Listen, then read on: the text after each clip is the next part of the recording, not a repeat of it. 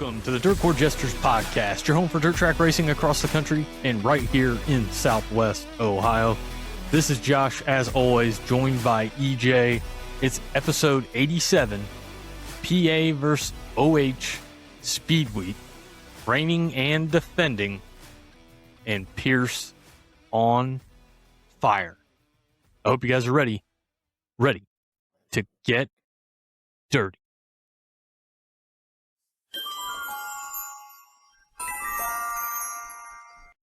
This week in dirt racing history, we're going back to July 9th of 2016 at Kokomo, Indiana Sprint Week, and the Tony Elliott Classic USAC Sprint Cars. Kyle Cummins gets his first USAC win in a drag race to the line over Robert Ballou, and Kevin Thomas Jr.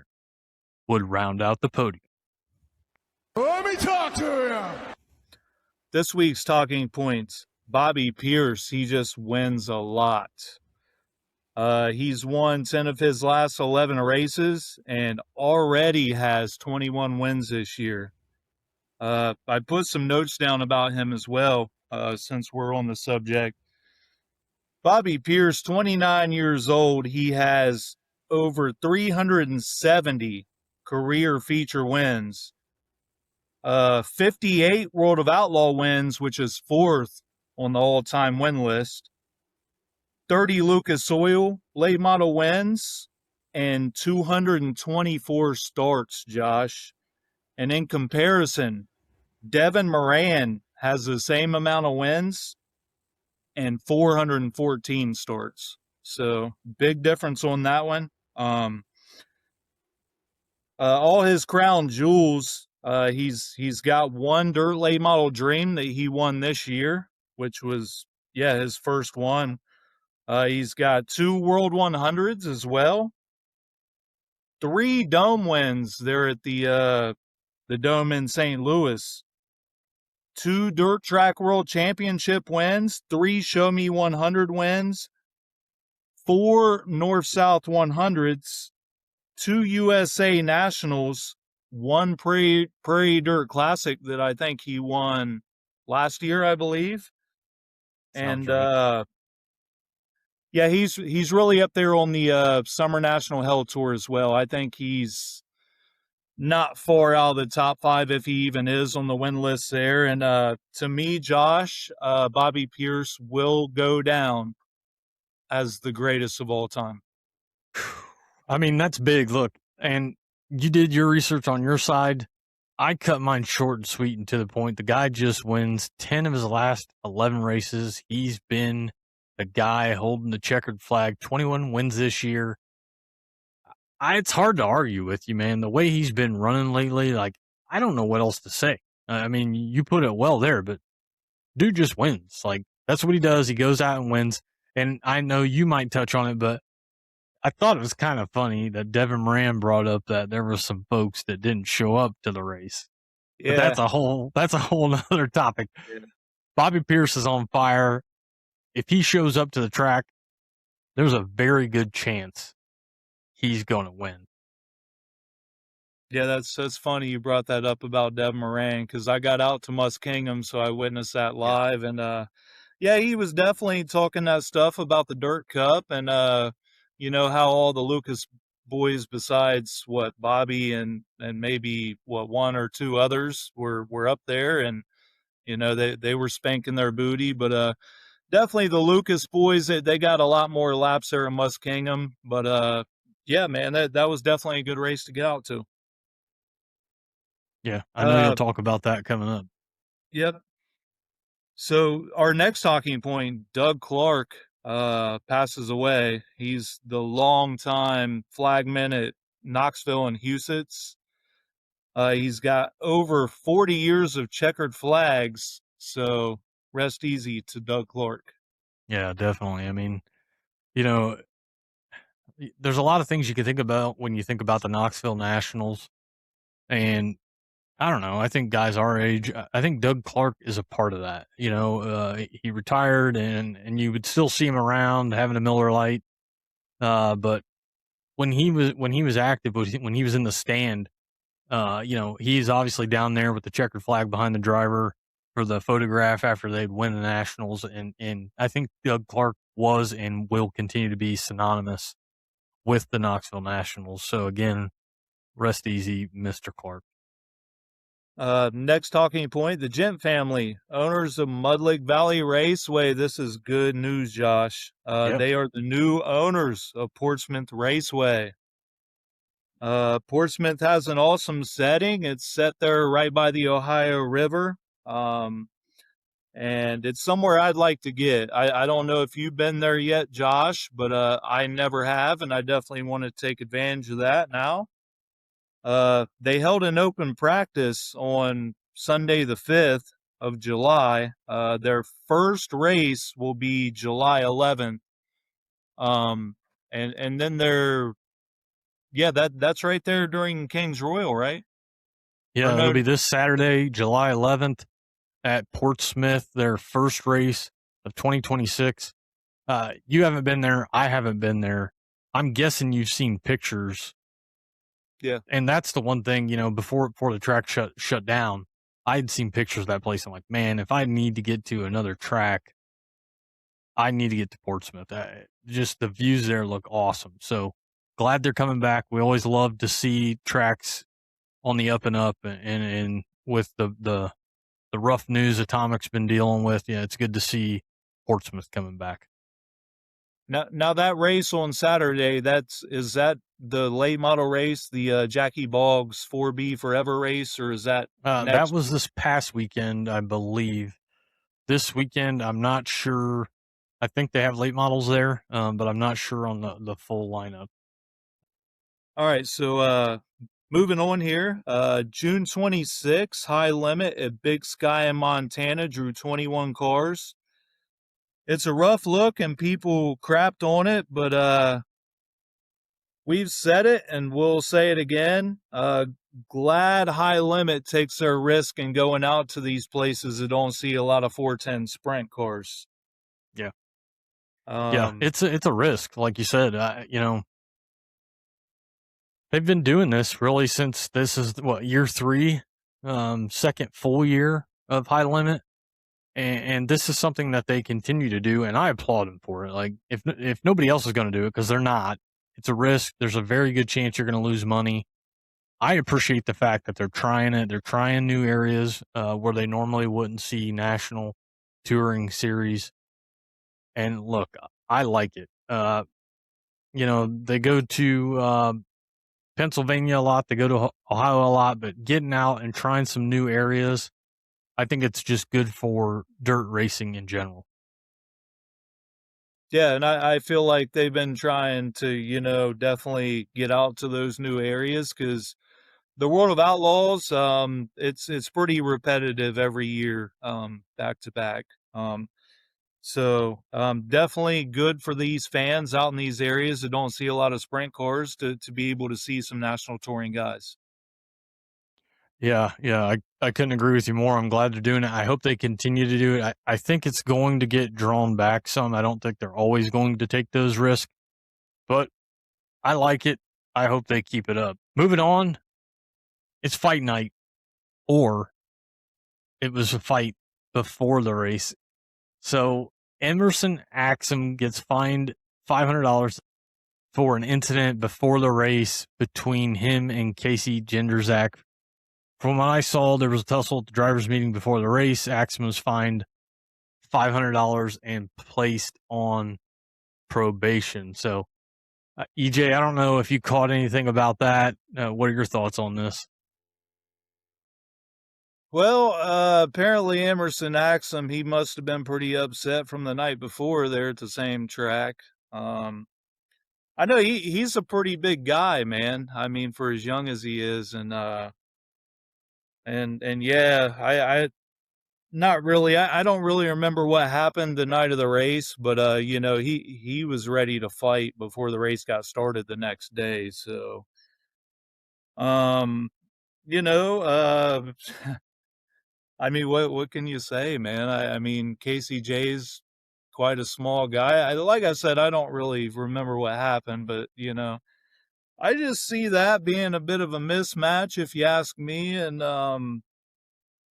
Yeah, man. I mean, apparently Emerson, he wasn't very happy from the night before. Yeah. First thing that came to mind for me when I heard about this was this. Is that Wayne Wayne Johnson Johnson? and Aaron Reitzel getting Yeah, into it. That wasn't at the drivers' meeting, but it happened. So, yeah. you know, hey, things Hey, carry over. Guys get upset. Wayne Uh, Johnson kind of put it on Aaron Reitzel, I think, Wayne on that. Johnson was ready to roll. That dude had his feet Yeah. set. Yep. He may have been a boxer in a past life. I don't know. But the first time I heard about that, that was the first thing I saw. Now, obviously, that wasn't at the drivers' meeting. That happened beforehand. And I don't believe there were any repercussions from that. That was 3 years ago, if I'm not mistaken. Maybe even longer than that. But, It might have been longer than that. I don't know. Drivers' meeting is probably not the best spot. If that would have happened before the drivers' meeting at a trailer or in the infield, would any of this have occurred as far as the $500 fine and probation? I don't know. It happens. I'm just glad they didn't both have their helmets on and weren't punching each other in the helmet. That's my Yeah. take. Yeah, we've seen that in the past, and that usually don't work out for drivers. Yeah, I mean, you're punching some guy in the helmet's probably going to do its job. So I'm all right with it. Anthony Macri returns and wins the first night out, and he wasn't done there, winning his 4th straight PA Speedweek title. Macri beats out Chase Dietz for the title. Both had 4 wins, but Macri had one more top 10 and an average finish of 5 compared to Dietz 7.8 to win the PA Speedweek title in 2026. SprintCarRatings.com, as always, coming up big time with the stats. King Anthony gets it done once again, and he is your 2026 Pennsylvania Speedweek champion. Did you catch a lot of Pennsylvania Speedweek? I didn't catch a ton of it, so I'm being biased, number one. Number two, like I said, I didn't catch a ton of PA Speedweek, so I don't know that it's fair for me to compare it. But the stuff that I did see, again, Ohio guy, I'm a Buckeye. I'll admit I'm a little biased. Ohio Speedweek, though, the finishes from Ohio Speedweek are burned in my memory right now, where PA, they had some good finishes, but not on the same level as Ohio Speedweek. So, first of all, what do you think about Anthony Macri winning the PA Speedweek title once again? And what are your thoughts about PA Speedweek compared to Ohio Speedweek? Well, I'm telling you right now, I mean, Anthony Macri, he just come right back to form. Like, he hasn't been hurt the last several months. And he just comes out the gate winning everything, including a very, very tough to win PA Speed Week. Sure. And yeah, he's the defending Kings Royal champion. We've been talking, about that car being at Kings Royal with anybody in it, and I'm interested to see that. I'm definitely interested to see Anthony Macri come back and defend his crown. Yep. Considering the role he's been on recently. And yeah, I mean, it was the PA thing. It's Anthony Macri, Chase Dietz, and then yeah, Anthony Macri comes back from injury, and he just shows everybody that he's the true guy out there. And that's not to say Chase Dietz isn't close behind, because he truly is, and Yep. and Anthony, he'll go out and travel a bunch and go to a bunch of big races where Chase won't. So, and yeah, as far as the Ohio versus PA Speed Week, man, it was hard to top any of the Ohio Speed Week. I know PA dealt with a bunch of rain outs, and Yeah. I feel like Ohio got more of the races in, and yeah, all the races out here are bangers this year. And yeah, I'm a little biased too, because I'm from Ohio myself. So, but Yeah, yeah, we know them PA boys. We know they're tough. We know the people out there. They love it. They're out there racing in the snow. They don't care. They're diehard sprint car fans, and the drivers that come out of Pennsylvania are no joke. It's all a good fun, guys. Relax. Don't get offended by it. I'm giving you a hard time. Yeah. Ohio Speedweek was better this year. It is what it is, Josh. I mean, you can't deny it. All right, moving on. We're going to wrap up this week's talking points. The King's Royal is right around the corner, folks. Eldora Speedway in the King's Royal, the 43rd running, but you know what? You got to start off big. It's a huge week here in the state of Ohio for 410 Sprint Car Winged Racing. They're going to start Monday, July 13th at Fremont with High Limit, Tuesday, July 14th, Attica in the Brad Doty Classic with the World of Outlaw Sprint Cars. Wednesday, July 15th, Eldora in the Double Down Duels with High Limit. Wednesday, July 16th, Eldora, the Joker's Jackpot, $100,000 to win with High Limit. Friday, July 17th, Eldora, and the night before with the World of Outlaw Sprint Cars. And Saturday, July 18th, Eldora for the 43rd King's Royal, $200,000 to win, $6,000 to start. World of Outlaw Sprint Cars. We know the High Limit boys are going to be there. King's Royal in 4 days, $942,675 is going to be going out of Tony's bank. Big money, big racing throughout Ohio next week. EJ, I'm excited. We got the King's Royal Roundtable coming up this weekend with Sandusky's own sprint car driver Luke Griffith and photographer, Sprint Fun Photos, Dan McFarland. EJ, you'll be a part of that. I'll be a part of it. We're going to get that knocked out of the park this weekend and get that posted before you and I both go on vacation to take in some of the best 410 sprint car drivers in the world attacking Ohio for 6 straight days. Let's go. Yeah, absolutely, Josh. I'm looking forward to it, man. We're getting really close to the time for vacation, man. That's always a good time of year, and it's about my only one. So, yeah, and I always appreciate the opportunity, like always. And yeah, look forward to talking to the driver and the photographer this Saturday. I drank a beer. I drank another beer. 3 beers. 4 beers. Oh, no. This week's race recap, we go to Tuesday, June 30th, the dirt track at IMS for the BC 39. For the USAC midgets, we seen KTJ, Kevin Thomas Jr. with the win, Gavin Miller in second, Zach Weigel in third. Drake Edwards actually got the win in that, and he was DQ'd after his win for something to do with his RPMs on his engine. Did you see that, Josh? Yeah, I did catch that, and I know that they had come out and explained, I think they had Power Eye said it earlier in the season, it was 300 more RPMs than they were supposed to have, and somewhere something got mixed up. I don't believe it was intentional on anybody's part, but it happened. They caught him on it.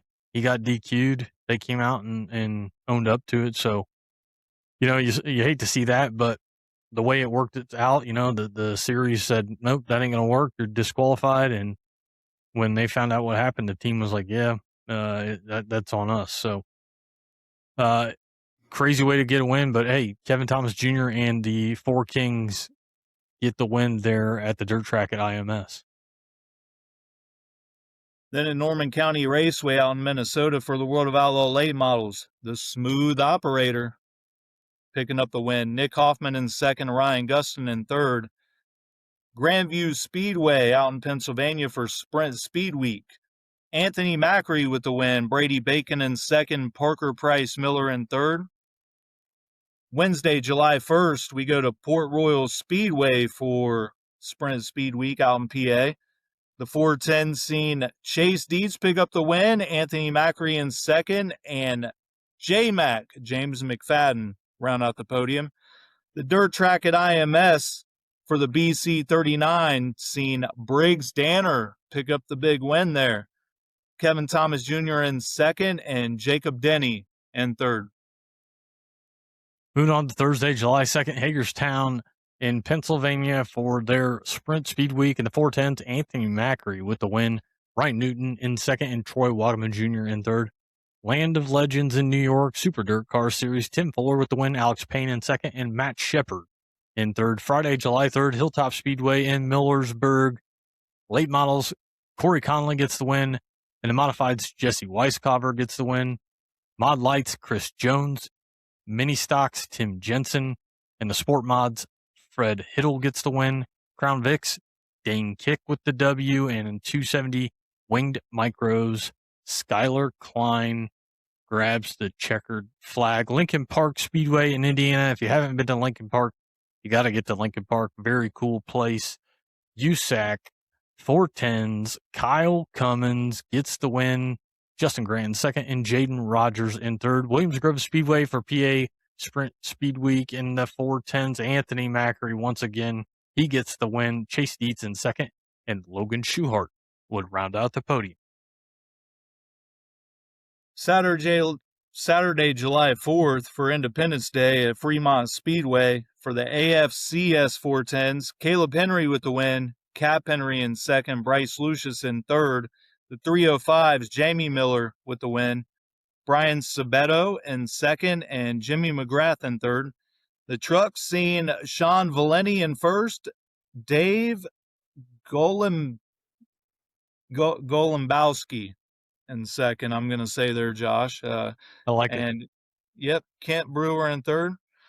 Then we go out to Muskingum County Speedway here in Dresden, Ohio for the Lucas Oil Late Model Dirt Series. Josh, Max Blair with the win from 15th place. Yeah. Devin Moran in second and Hudson O'Neill in third. I got out to this race, and I'm telling you, Josh, every time I've ever been out to Muskingum, it's always produced some awesome racing. Yeah, I'm glad you were able to get out there. I think I saw a picture out of you and the boys out there, and you got to see Max Blair get the win coming from in the back. You got to hear Devin Moran talking smack. Sounds like it was a good time, as it always is, to get to the track. That's right. Oakshade Raceway out in Wauseon, Ohio. The late models, Colin Shipley with the win, Kyle Moore in second, Carter Murday in third. The sportsmen seen Jarrett Rendell in first, Chris Williams in second, and Sam Estes in third. Super Stocks, Brad I ain't near with the win. Yeah, I think that's it. Yep. Josh McNichol in second and Scott Hammer in third.